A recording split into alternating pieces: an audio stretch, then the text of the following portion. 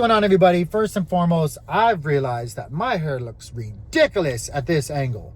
I'm gonna have to have words with my wife on why she's letting me out of the house without getting a haircut. I look ridiculous right now. I can't believe she's letting me go out in public like this.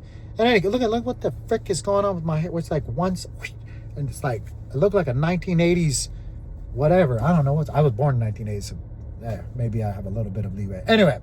It's not about my hair. It's not about the way I look. I wanted to talk to you guys today about having pride in being the school uke. Now, if you guys don't know what that is, an uke in Japanese, especially in the reference to martial arts, is the person who is receiving the technique. That's a rough translation. Again, somebody that knows Japanese or who knows better than I do, please just correct me if I'm wrong. But I'm pretty sure loosely that's basically what it means. Is uke is the person who is receiving the technique. So basically you're the training dummy.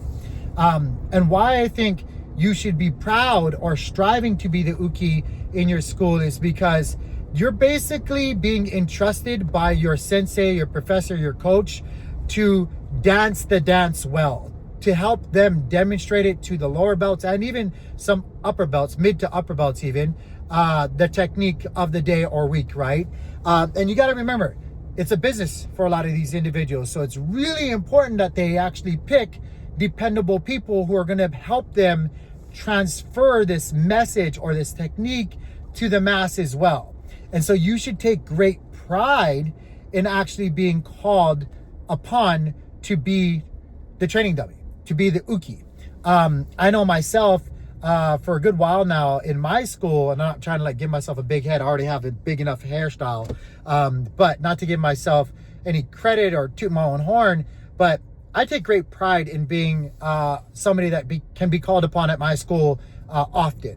To me, it means that my professors, my coaches, they trust me.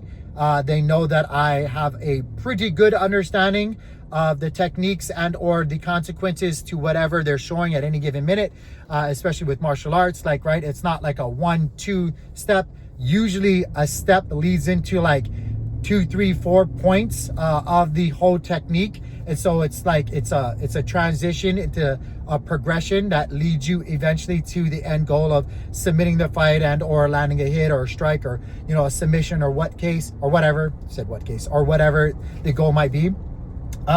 So I take great pride in knowing that when I get called upon, that's basically what they're saying to me. Tank, I want you to be my training partner so I can show the rest of the class this technique, because I feel like you're going to be a good person to do this with, to dance this dance with. And so I believe, with all that being said, that it should be everybody's goal to be the class uke. If you're not like striving to be the class uke or to be the training dummy for your professor, your sensei, your coach, like I think you're doing yourself a disservice.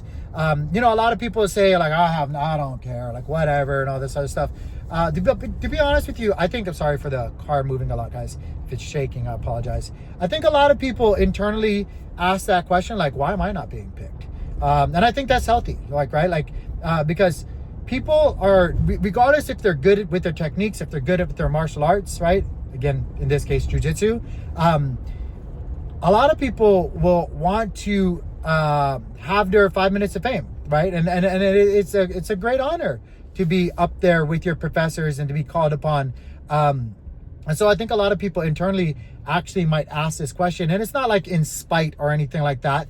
But I think a lot of people, I think they do. And if they don't, I think they're lying.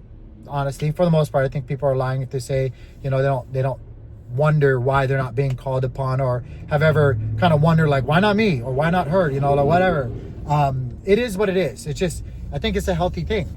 But if you've kind of wondered why you haven't, it's probably because you haven't demonstrated the proficiency or the understanding of the said techniques in its entirety consistently.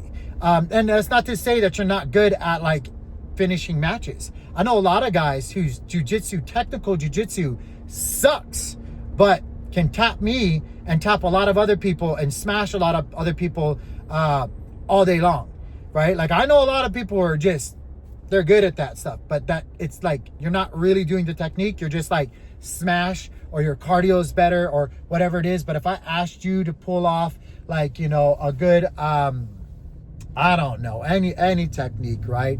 A good transition from side control to knee on belly to mount to like Americana and stuff like that, it looks like a child's doing it, right? Like their jiu-jitsu is just really, really sloppy. Or even more advanced stuff, right? Like you're kind of doing like a balloon sweep, or, you know, your daily Hiva transitions to deep daily Hiva. It just all looks like garbage. It's because their techniques aren't very good. Maybe, and maybe not too. Maybe their mobility is an issue and stuff like that. But like, if you've been doing it long enough and you've got a good understanding of the techniques, you can make the adjustments to at least make it look flowy, at least make it look good, right? It is an art, and so we do want it to look good.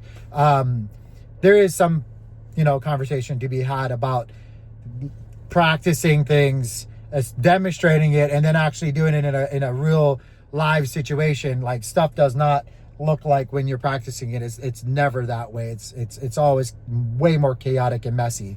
But nonetheless, when you're teaching it and when you're trying to get people to absorb the techniques, the concepts and whatnot, you do want it to look good. You want it to present well. And so your professor is going to pick somebody that they can trust, somebody that actually has a good understanding of like, hey, Tank, if I do this from, you know, open guard, and I get a hold of your lapels, maybe your, you know, whatever it is, like I know what's coming next, so I can set myself up and take the fall good, or, you know, take the sweep good, or whatever it may be, right? Like I'm gonna make it look good. This isn't WWE, but still I'm gonna make it look good, because again, we're trying to sell a service, we're trying to get people to learn, and if it doesn't look good, all of that's not gonna happen. And so I think, again, that's kind of what it means to be a good uke. I think that's what people should be striving towards. If you're a lower belt and even upper belt, you should be striving for being the class dummy, right? Like, you should be